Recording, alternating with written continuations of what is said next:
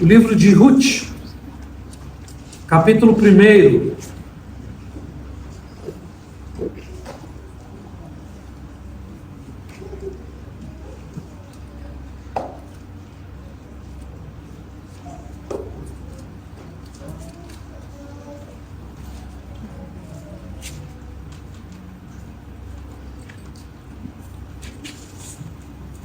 E nós leremos hoje todo esse capítulo.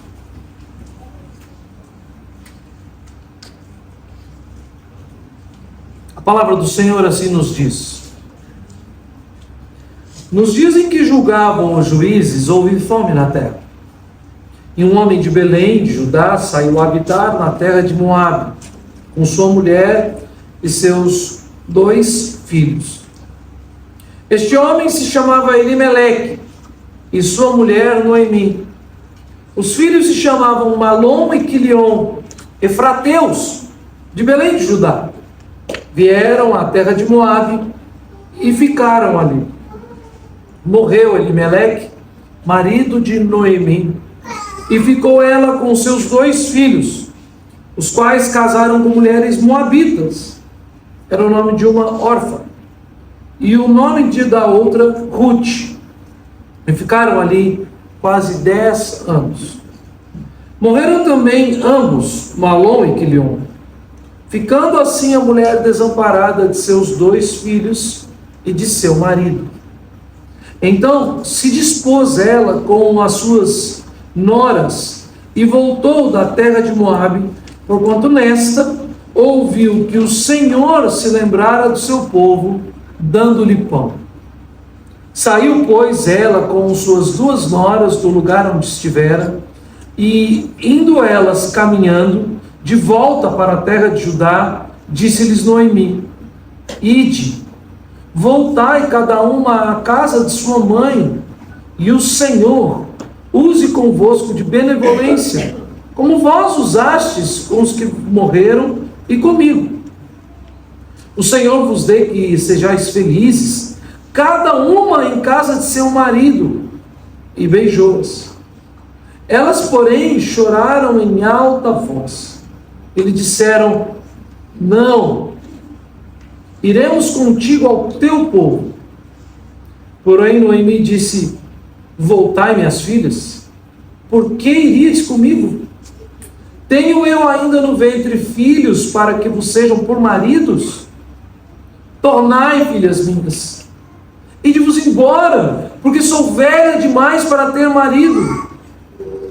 Ainda quando eu dissesse: tenho esperança, ou ainda esta noite tivesse marido, e houvesse filhos, esperar-nos-ias até que viessem a ser grandes? Abster-vos-ias de tomardes marido? Não, filhas minhas, porque por vossa causa a mim me amarga o ter o Senhor descarregado contra mim a sua mão. Então, de novo, choraram em alta voz. Órfã, com um beijo, se despediu de sua sogra, porém Ruth se apegou a ela. Disse Noemi: eis que a tua cunhada voltou ao seu povo e aos seus deuses. Também tu volta após a tua cunhada. Disse, porém, Ruth: não me instes para que te deixe e me obrigue a não seguir-te, porque onde quer que fores, irei eu, e onde quer que pousares, ali pousarei eu. O teu povo é o meu povo, o teu Deus é o meu Deus. Onde quer que morreres, morrerei eu, e aí serei sepultada. Faça-me o Senhor o que bem lhe aprouver, se outra coisa que não seja a morte me separar de ti. Vendo, pois, Noemi que de todo estava resolvida a acompanhá-la, deixou de insistir com ela. Então ambas se foram, até que chegaram a Belém. Sucedeu que, ao chegarem ali, toda a cidade se comoveu por causa delas, e as mulheres diziam: não é esta Noemi? Porém ela lhe dizia: não me chameis Noemi, chamai-me Mara, porque grande amargura me tem dado Todo-Poderoso. Ditosa eu parti, porém o Senhor me fez voltar pobre. Por que, pois, me chamareis Noemi, visto que o Senhor se manifestou contra mim e o Todo-Poderoso me tem afligido? Assim voltou Noemi da terra de Moabe com Rute, sua nora, a Moabita, e chegaram a Belém, no princípio da cega da cevada. Até aqui. Oremos. Dá-nos a graça de ouvir tua santa voz, Senhor Deus. Instrui-nos, ó Pai, na manhã desse dia. Assim nós te imploramos em Cristo Jesus. Amém. A Bíblia nos diz que um homem que encontra uma esposa encontrou a benevolência do Senhor. Na verdade, a Bíblia nos diz que todas as coisas procedem do alto, todas as dádivas e bênçãos vêm do Senhor. E coisa terrível é transformar as grandes bênçãos que o Senhor nos dá em ídolos no lugar de Deus. E nós incorremos nesse perigo diariamente. Não são poucos os pais que, tendo muitos filhos, fazem de seus filhos ídolos. Sucumbem à sua vida e submetem o seu querer à vontade pecaminosa de seus filhos. São muitos os maridos que, recebendo do Senhor a dádiva dele, lhe dando uma esposa, também transformam da esposa em um ídolo. E não aceitam qualquer indagação ou questionamento, que mesmo que venha da parte de Deus, da palavra de Deus a respeito de sua esposa. E também muitas esposas fazem assim com seus maridos.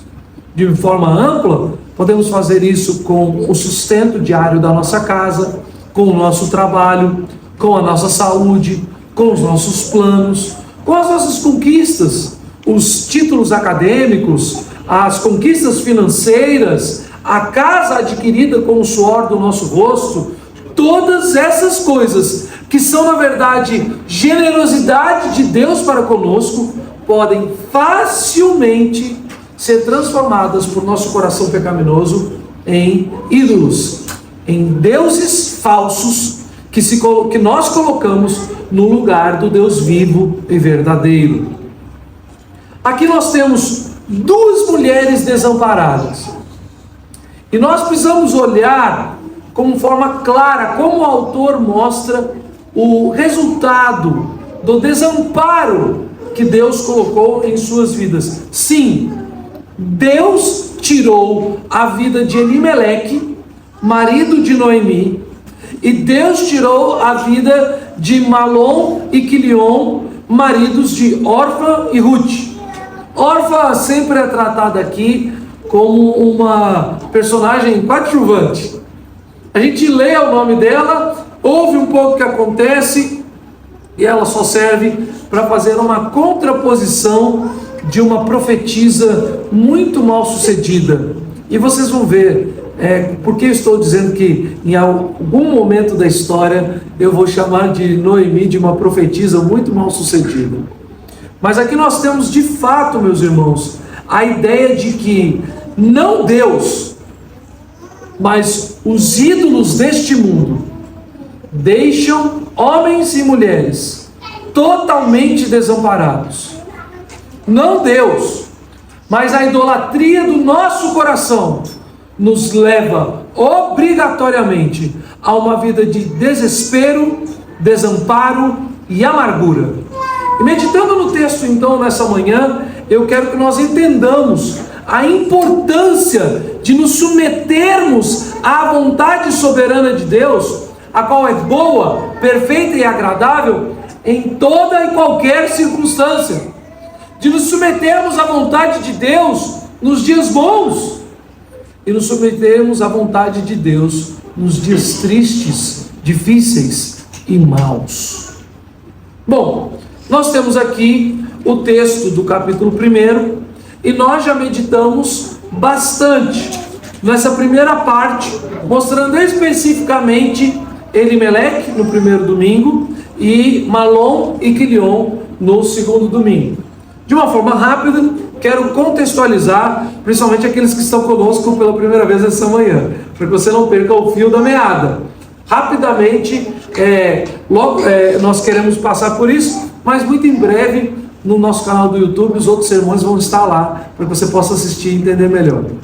Nos dias em que julgavam os juízes, o autor está falando sobre séculos, onde o povo de Deus dizia o seguinte: não havia rei em Israel, cada um fazia o que achava mais reto.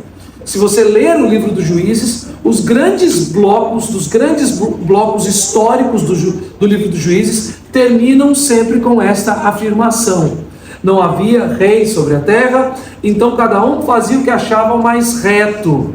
Na verdade, é uma grande contradição, porque eles sabiam quem era o seu rei, e ao entrar na terra e conquistar a terra, Josué havia chamado todo o povo a se consagrar a Deus e a submeter a Deus e a sua lei. Mas passados alguns anos, esse povo foi se esquecendo de Deus, e numa espiral descendente, em decadência moral, o povo cada vez mais se afastava de Deus. É nesse contexto histórico que temos essa história dessa família específica. Segundo, que há uma ironia muito grande, porque o nome do pai da família é Elimeleque, e o significado de Elimeleque é meu Deus é rei. Então, numa era que o povo dizia não há rei, o nome desse homem era meu Deus é rei. Então você espera ao ler Elimeleque que esse homem seja como Noé, como Abraão, como quiçá Sansão, que foi um homem mau, mas foi usado também para ser um libertador. Você imagina que Elimeleque possa ser um juiz. Nome de juiz da terra ele tem, porque o seu nome diz, meu Deus é rei. Mas pior do que isso, é vermos que os seus filhos, que por ele foram consagrados a Deus, circuncidados ao 8º dia, e eram judeus da cidade de Belém, chamado Efrateus, ou seja, prósperos em Deus, o nome desses homens, aí sim era uma total contradição, porque Malom quer dizer moléstia e Quilion quer dizer destruição. Então um homem que diz que Deus é rei, na verdade sua vida declara que Deus não reina, e seus filhos são consagrados a Deus com esses nomes: destruição, ou moléstia e destruição. E nós vimos bastante a este respeito nos últimos 2 domingos. Sua esposa, Noemi, chamada dócil, ditosa, após 10 anos, se encontra totalmente desamparada. E nós vemos que no final do capítulo 1, ela diz no versículo 21, por que, pois, me chamareis de Noemi? Quando ela, na verdade, ela já no versículo de número 20 diz, não me chameis Noemi, chamai-me Mara, porque grande amargura tem me dado o Todo-Poderoso. Ela troca o seu nome. Ela troca o seu nome. Nomes na cultura judaica são muito importantes, fazem muito sentido, né? Tem muito a importância do caráter. Nós temos então essa primeira parte da história que nós enfatizamos bem nos últimos 2 domingos, mostrando que este homem Elimeleque foi um homem que se esqueceu de Deus. E depois, no domingo passado, falamos a respeito de seus filhos que pecaram como seu pai, mas que também pecaram por si só e tiveram seus próprios pecados e insistiram no erro e na desobediência. E hoje nós vamos ver, então, como Noemi é totalmente usurpada de seu grande ídolo, a provisão, não de Deus, mas a provisão dos ídolos. Noemi, então, a partir do versículo de número 6, é dito que ela havia ficado desamparada. Na verdade, versículo 5, morreram ambos, Malom e Quilion, ficando assim a mulher desamparada de seus 2 filhos e de seu marido. Como eu disse na semana passada, há uma ideia subentendida no texto, aonde quando o pai que desobedeceu a Deus morreu, quando Elimeleque morre na terra de Moabe, já era motivo suficiente para que Malom e Quilion pegassem sua mãe e voltassem para a terra de Deus, voltassem para o povo de Deus. Mas eles não fizeram isso. Não somente isso, mas se casaram com duas moabitas depois da morte de seu pai. E permaneceram naquela terra, a terra do povo inimigo a Deus, a terra dos idólatras, a terra daqueles que odiavam o povo de Deus e blasfemavam contra Deus e contra o seu povo, por mais 10 anos, até que eles morressem. Enquanto Elimeleque foi vivo, e depois enquanto Malom e Quilion foram vivos, Noemi pacificamente se submeteu ao seu governo, à sua liderança e aos seus erros. O que importava a Noemi, e o texto vai deixar isso muito claro para nós, que houvesse um homem na família, que houvesse um homem na sua casa, que pudesse prover para as suas necessidades. Que houvesse um homem que fosse suficientemente hábil para poder dar provisão à sua família. E nós precisamos então olhar para como Noemi fala a respeito de Deus e da sua expectativa de bênção de Deus e do seu entendimento de como Deus age, para que possamos compreender o que significa a atitude de suas duas noras, primeiro Orfa e depois Ruth. Se você olhar para bem o texto, você vê que elas estão agora voltando para a terra. E a ideia fica mais clara ainda para nós, quando nós vemos que a partir do capítulo de número 2, Noemi fica em casa e Ruth vai se usar ou usufruir de uma prática da lei do povo de Deus, uma declaração da lei de Deus, que todo pobre que não tivesse onde colher, na época da colheita dos grãos, poderia respigar atrás daqueles que colhiam. Ou seja, não tendo maquinário agrícola, né? Como nós temos hoje, não tinha nem a Caterpillar, não existia naqueles dias, né? E qualquer outra grande empresa do agronegócio. Então não havia o quê? Homens e animais colhendo os grãos. E o que ficasse para trás, a lei de Deus dizia que nenhum homem a serviço deveria voltar para buscar o que ficou para trás. Todos os grãos que não fossem pegos da primeira colheita, no primeiro arrancar, deveriam ser deixados para trás, para que os pobres da terra pudessem vir atrás, colhendo o que ficou, para que eles pudessem ter como se alimentar.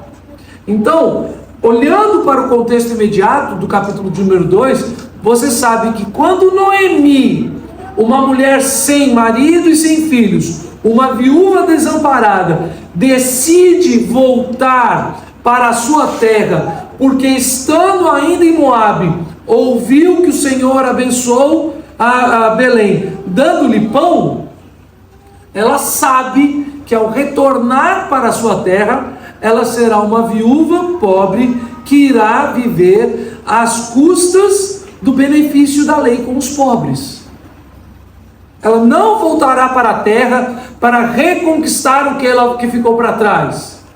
Ela era uma mulher, você lendo a história toda, de muitas posses. Mas sozinha, desamparada, sem um marido, ela não poderia resgatar as posses em seu próprio nome. Ela precisava ter ao menos um filho, bebê no colo, para que aquele filho, homem, tivesse direito sobre a terra. Ela precisava que minimamente um parente próximo resgatasse a ela e, resgatando-a, lhe desse direito às benécias da terra que foi resgatada. O resgatador precisava vir, resgatar a terra pela lei, tomar posse da lei, plantar na terra, colher da terra e dar a parte que cabia a Noemi. Alguém precisava trabalhar em seu favor, alguém precisava servi-la. A necessidade de um homem na vida dessa senhora é indispensável. Ela sabia que o Senhor se lembrou do seu povo e deu pão a esse povo. E mesmo uma pessoa pobre, na lei de Deus, quando a lei de Deus é executada de acordo com a vontade de Deus, e homens não desviam seu coração de obedecer a Deus, até os pobres são alimentados. Até os pobres são saciados. Então ela decidiu voltar para lá. Mas na estrada, com suas noras seguindo, ela mostrou novamente o que há no seu coração. E ela diz para suas noras várias vezes a palavra-chave do seu coração. E essa palavra é marido. Veja quantas vezes Noemi fala marido. Ela fala da benevolência que as suas noras usaram para com ela, e ela fala no versículo 9, lhes desejando que voltem à terra, voltem à casa dos seus pais, para que elas possam ser felizes, cada uma em casa de seu marido. E aí elas se constrangem e falam: não, eu vou com você. E ela diz: por que iria comigo? Porque tenho eu ainda no ventre filhos para que vocês sejam por maridos. Depois do 12: ide-vos embora, porque sou velha demais para ter marido. Ainda quando eu dissesse: tenho esperança, ou ainda que essa noite tivesse marido, e houvesse filhos, esperar-los-ias até que viessem a ser grandes, abster-vos-ias de tomar-lhes marido. Como a lei de Deus era muito clara quanto à posição social de cada membro da família, e que a responsabilidade do cuidado da terra, do cuidado da família, da guarda da família, da provisão do lar, era do homem, então toda mulher precisava ter um marido. Essa é a mentalidade desta mulher. E quando o marido dela decide abandonar a lei de Deus, abandonar a terra de Deus, abandonar o povo de Deus, ela não se importa. Ela vai com seu marido. Mas o marido dela morreu, e ela tem 2 filhos homens, já criados, adultos, chamados efrateus, ou seja, homens prósperos. Se são homens prósperos, são responsáveis diante da lei de Deus de cuidar de sua mãe viúva. Então ela tem provisão. Ela fica agora debaixo da guarda desses 2 homens, que tomam mulheres para si, moabitas, e eles se tornam o quê? Maridos, provedores, chefes da casa, e ela está confortável.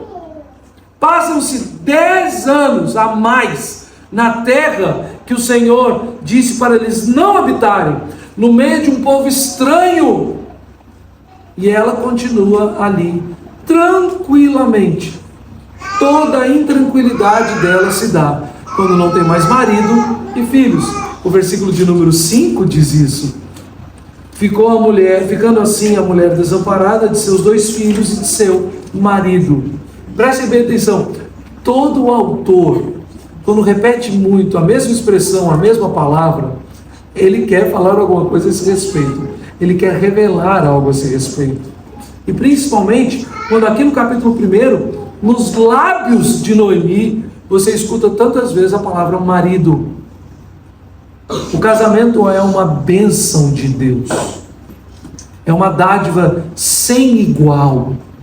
E eu sempre me volto aqui para os que estão me ouvindo nessa manhã, e eu, de forma mais específica, já aplicando algumas coisas, jovens que estão aqui, jovens solteiros que estão aqui nessa manhã.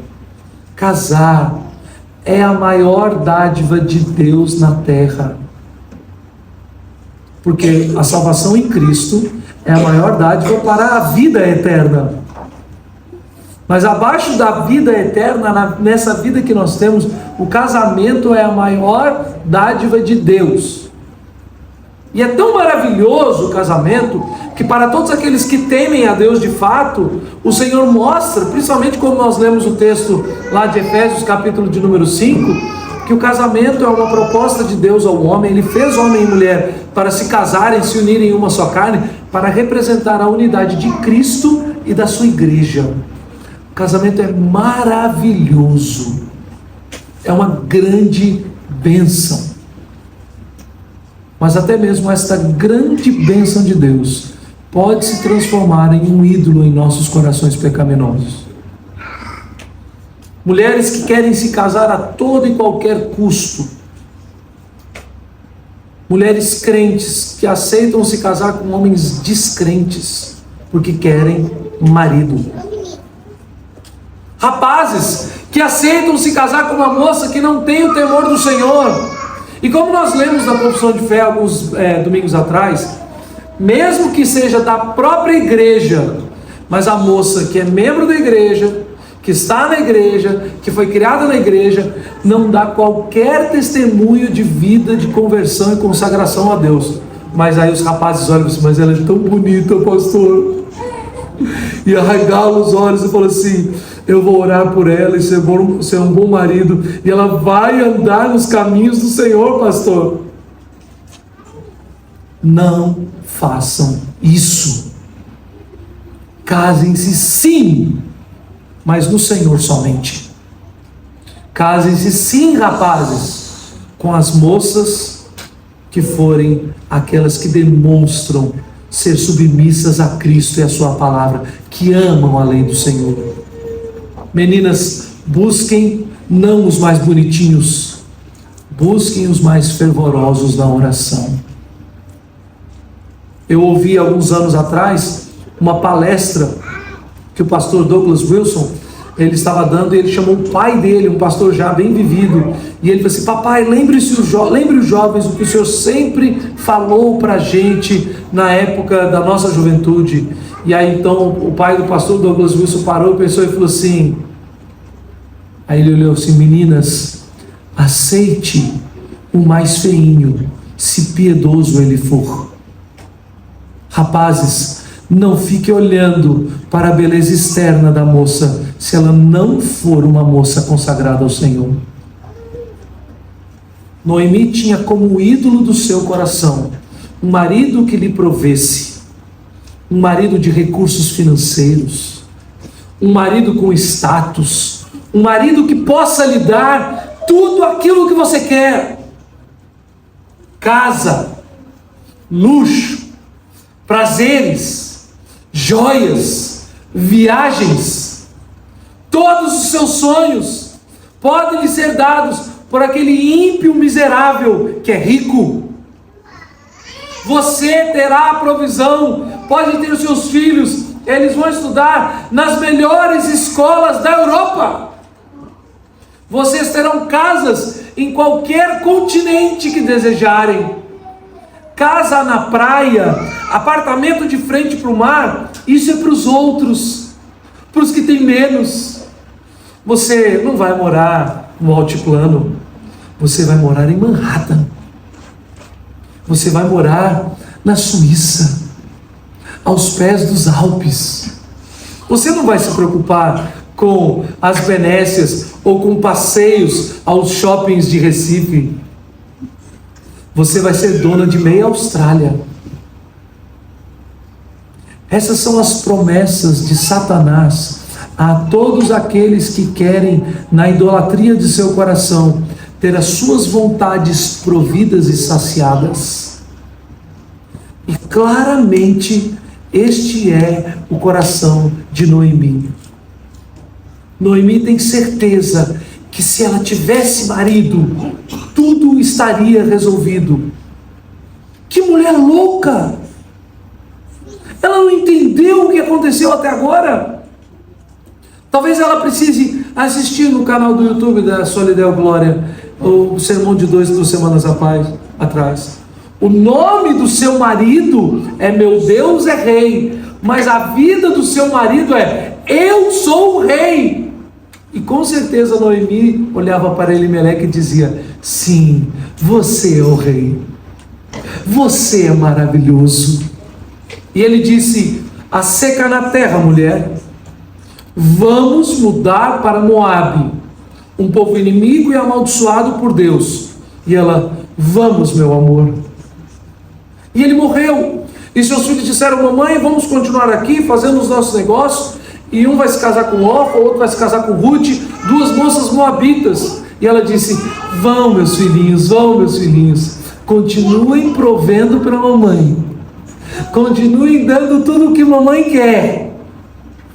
Fica claro no texto que o coração dessa mulher está tão apegado a ídolos que ela diz o absurdo que ela diz, principalmente a respeito de Orfa. Ela disse assim, versículo de número 15: eis que tua cunhada voltou ao seu povo e aos seus deuses. Não importa se Orfa é idólatra, não importa se Orfa, sua nora do coração, continua vivendo no pecado da idolatria. Não importa se Orfa, convencida, agora que eu digo, pela pior profetisa da história do planeta, foi Noemi que pregou um sermão de desconversão a Orfa. Noemi diz assim: voltai, minhas filhas, porque iris comigo. Tornai, minhas filhas, e de-vos embora. Ainda que tivesse eu filhos, abster-vos-eis de tomar dos maridos. Não, minhas filhas. Essa é a profecia, esse é o sermão dessa falsa profetisa, o sermão da falsa esperança. A esperança, minha filha, está em ter marido.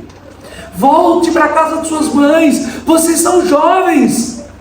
Se uma viúva jovem, ela se casa de novo, não tem problema. Não tem problema ficar viúva jovem. Você se casa de novo. Você precisa de marido. Noemi fala de tal forma que ela vê Orfa, sua nora querida, dizendo: volto para o meu povo, volto para a minha terra, volto para os meus deuses. Noemi, ditosa, doce, serva de Deus, do povo de Deus, foi instrumento para o juízo eterno de Orfa. Se a história de Orfa realmente acaba aqui, e o fim dela, que nós não sabemos, então não podemos conjecturar, mas pelo que o texto nos diz, Orfa está hoje no inferno, debaixo do juízo de Deus. Foi uma excelente nora, que menina preciosa, como foi boa esposa, como cuidou bem da sua sogra viúva, tinha como companhia e amizade Orfa, se agarrava à sua sogra: vou com você, minha sogra. Que menina preciosa, que caráter valoroso. Voltou ao seu povo, voltou aos seus deuses e preciosamente foi para o inferno.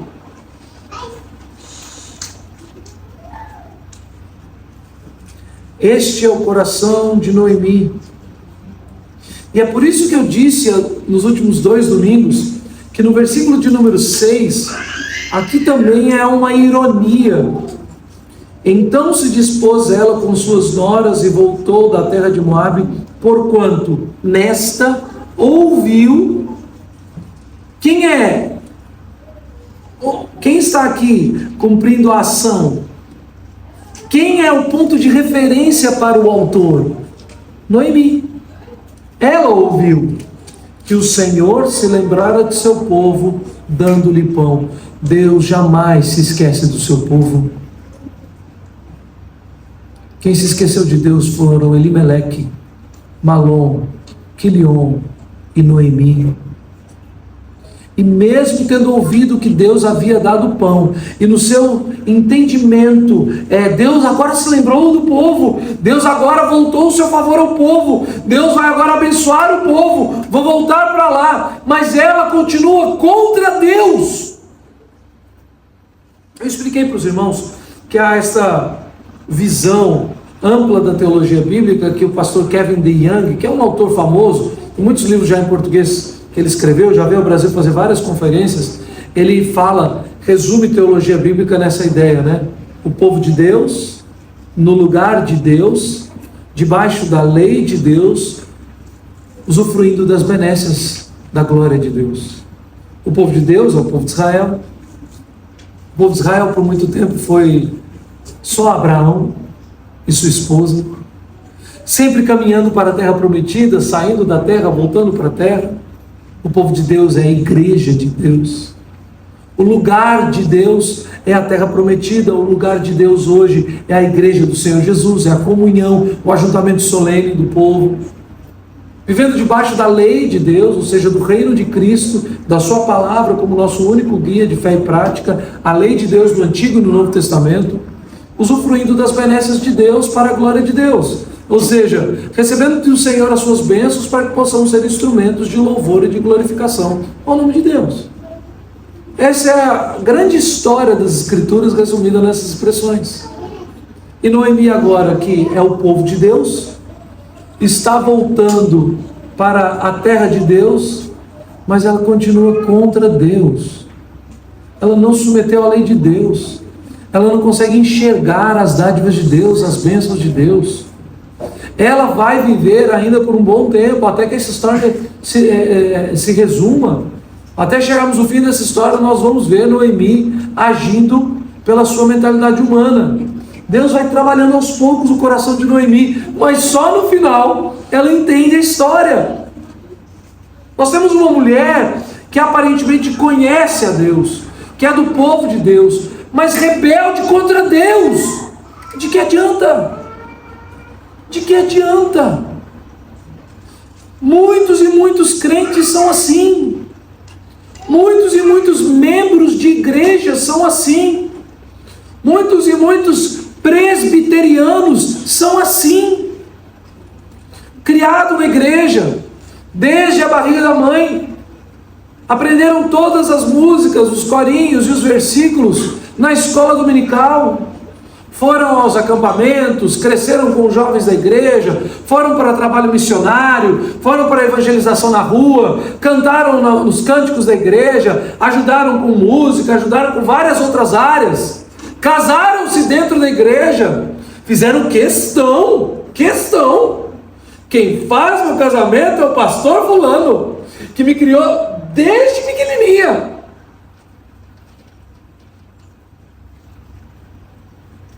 Mas nunca foram crentes, nunca tiveram o coração transformado, nunca se renderam aos pés de Jesus, mesmo tendo vivido dentro da igreja, conhecendo todas as frases e os jargões evangélicos, tendo um entendimento teológico e até bons livros na sua prateleira, mesmo tendo as diversas versões das Bíblias de estudo de A, B ou C, sendo fervorosos ouvintes dos grandes pregadores da internet, participando de congressos, de eventos, de retiros, nunca se renderam a Cristo, nunca entregaram seus corações dizendo: eis aqui o meu coração, pronto e sincero, como declarava João Calvino, entrego a ti o meu coração, pronto e sincero. E o símbolo do calvinismo são duas mãos, com o coração nas mãos, entregando a Deus. Nunca renderam suas vidas, crentes intelectuais, mas jamais transformados. Essa é Noemi. Em contraposição, nós temos sua nora Ruth. Ela profetizou bastante as suas noras. Orfa ouviu, Ruth não. Ruth, na verdade, lhe respondeu de uma forma bem incisiva contra a sua sogra insistente. Disse: não me instes para que te deixe e me obrigue a não seguir-te, porque onde quer que fores, irei eu, e onde quer que pousares, ali pousarei eu. E aqui, para normalmente as pessoas que leem o texto de forma romantizada, fica aquela coisa bonita, né? Olha que nora maravilhosa, essa é sim uma nora maravilhosa. E a gente faz uma qualificação, uma valorização aqui, como se Ruth fosse uma nora melhor do que Orfa.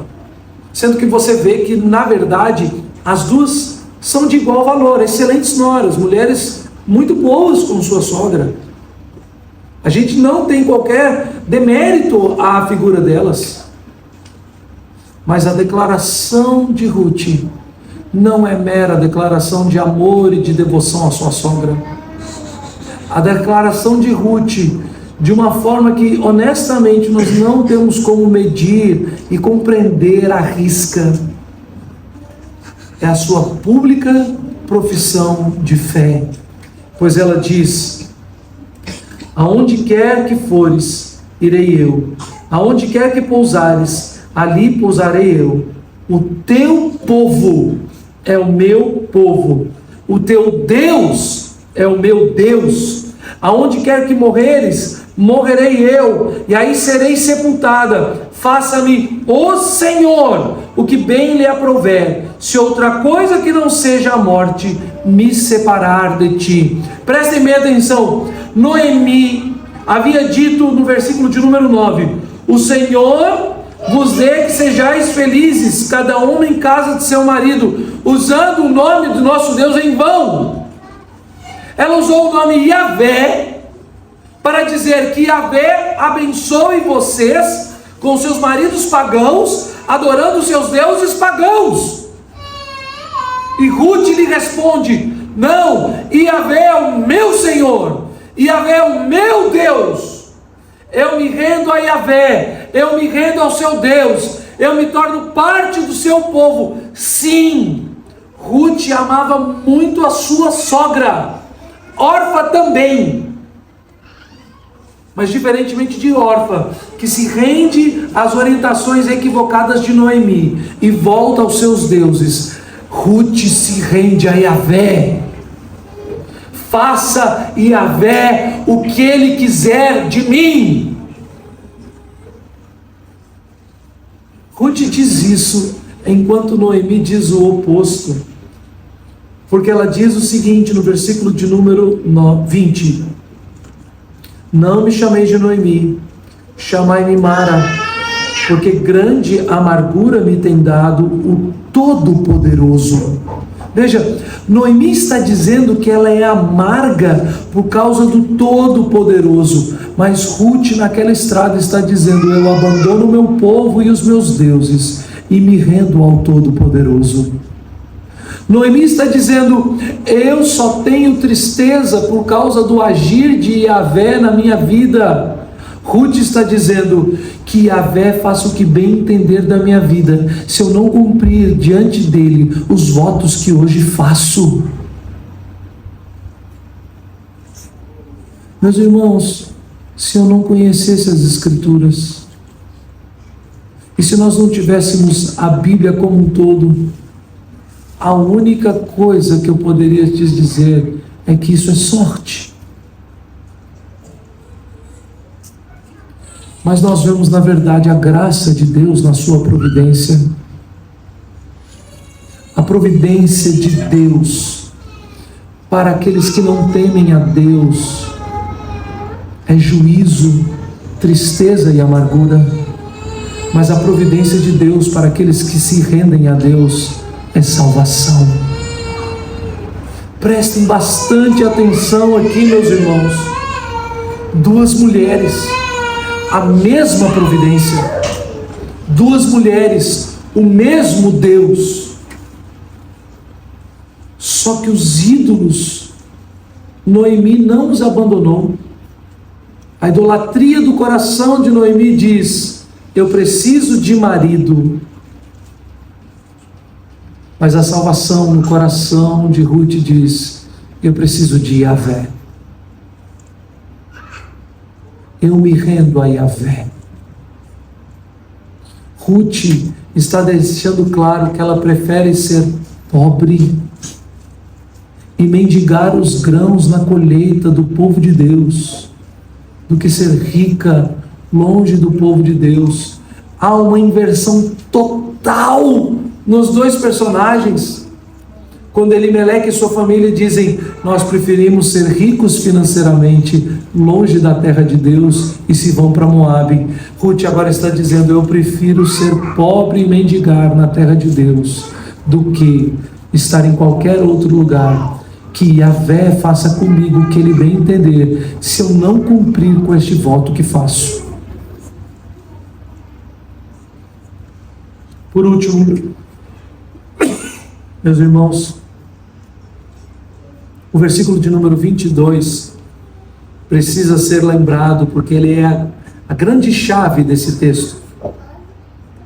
Assim voltou Noemi da terra de Moabe com Ruth, sua nora, a moabita, e chegaram a Belém no princípio da cega da cevada. Meus irmãos, o meu grande desejo é que nós saibamos ler narrativa histórica, bíblica. Nós precisamos aprender a ler narrativa histórica hebraica e perceber como Deus, que sustenta toda a revelação, porque Ele que revela através das Escrituras, Ele vai sempre deixando uma ponta de esperança. Houve fome na terra e eles saíram, e no momento em que ela volta, está no início da colheita. Mas veja, ela não volta sozinha, porque ela, idosa, não teria forças para colher. Deus providenciou a conversão do coração daquela que poderia colher em favor de sua sogra. É por isso que lá no capítulo de número 4, já no finzinho da história, você tem as vizinhas de Noemi falando a respeito de Ruth.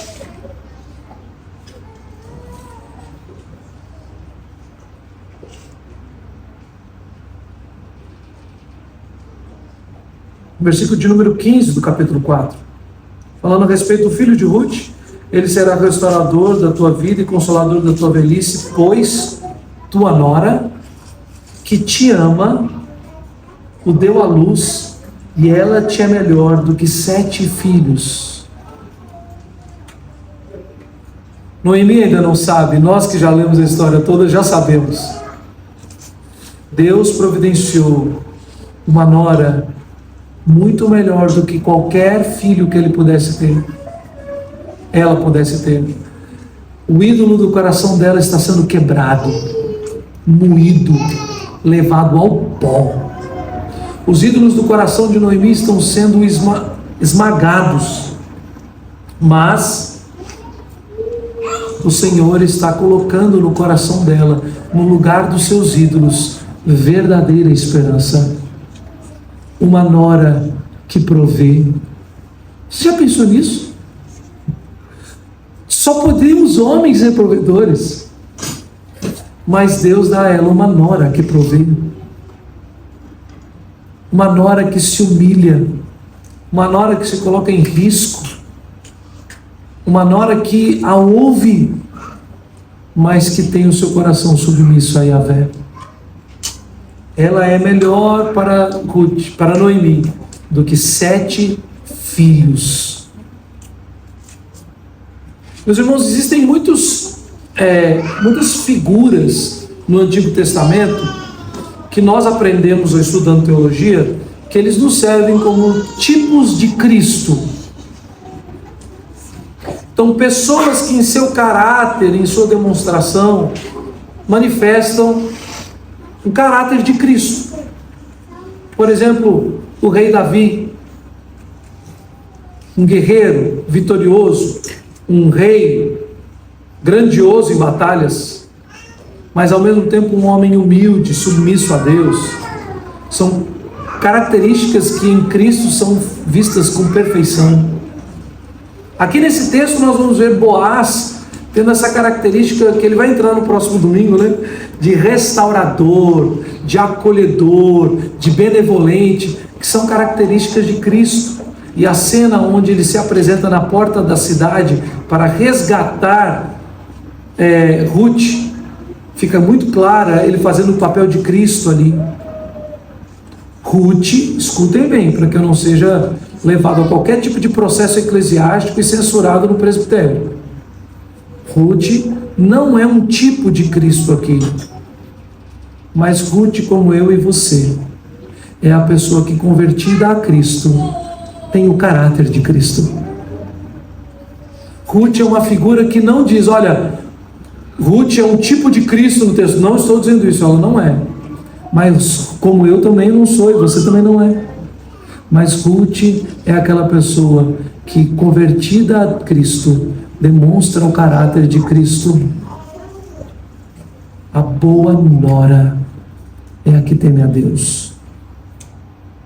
O bom filho é aquele que é consagrado a Deus. O bom marido é o que ama a Deus acima de todas as coisas. A boa esposa é aquela que demonstra em sua vida o caráter de Cristo Jesus. Atentem bem para os seus ídolos. Pais que defendem seus filhos com unhas e dentes. Ah, meu filhinho, ah, minha filhinha. Prestem bem atenção. Você só pode descansar dizendo, meu filho é um bom homem, quando você tiver certeza que seu filho tem Cristo como Senhor do seu coração. Você, na verdade, vai dizer, meu filho tem defeitos, sim, mas graças a Deus, ele já entregou sua vida nas mãos de Jesus. As filhinhas, as princesinhas, vocês precisam dizer, minha princesinha é pecadora, e eu oro a Deus para que Cristo venha encontrar e ser o príncipe da vida da minha princesinha, para que ela possa de fato ser uma princesa no reino de Cristo. A sua esposa e o seu marido, sim, zelem por suas esposas. Sim, esposas, honrem os seus maridos, mas lembrem-se que eles são pecadores e elas são pecadoras. E peçam para que o Senhor lhes dê a graça de ver o caráter de Cristo na vida do seu marido e o caráter de Cristo na vida da sua esposa. O que você quer da sua esposa? Maridos, o que vocês mais desejam que as suas esposas tenham ou sejam? Esqueçam aquela listinha secreta que vocês jamais poderão mostrar. E peçam a Deus, Senhor Yahvé, faz da minha esposa como Jesus. Esposas, a lista que vocês têm, e que vocês têm todo o direito de escrever e publicitar, dentro de casa, né? Assim, tem uma lista, não fala para todo mundo, não posta no Instagram, faz por escrito, bonitinho, com um coraçãozinho, e põe na porta de dentro, na parte de dentro da porta do armário do seu marido. Mas peça, eu quero que o meu marido seja como Cristo. Porque nós estamos em um mundo que vive totalmente desamparado. E nós somos essencialmente carentes e desamparados de tudo. A palavra de Deus deixa claro quando diz, porque todos pecaram e destituídos estão da glória de Deus. Porque todos pecaram e carecem da graça de Deus. Todos nós somos desesperadamente desamparados. Seu marido é um homem desamparado, a não ser que ele se renda a Cristo. Sua esposa é uma mulher desamparada, mesmo que você seja um maridão nota 10. Mas se ela não tiver Cristo, você pode ser o melhor marido do mundo e ela continuará desamparada. O que nos ampara não são os nossos cônjuges, o que nos ampara não são os nossos filhos. Não temos muitos filhos para na velhice termos amparo. ou Cristo é o nosso amparo, ou somos desamparados. Meus irmãos, minhas irmãs, na manhã desse dia, olhem bem para as respostas do coração dessas duas mulheres, Ruth e Noemi. Considerem a Cristo como seu único sustentáculo, como provedor real, como aquele que ama de fato, muito mais do que Ruth amava Noemi, como aquele que disse que a morte seja o destino da minha vida em favor daqueles que o amam. Foi Jesus que na cruz do Calvário disse: faça o Senhor de mim o que quiser, para que Ele pudesse derramar o seu amor por mim e por você. Considere essas duas mulheres e peça ao Senhor, não que nos faça como Ruth, mas peça ao Senhor que nessa manhã nos faça como Cristo. Amém.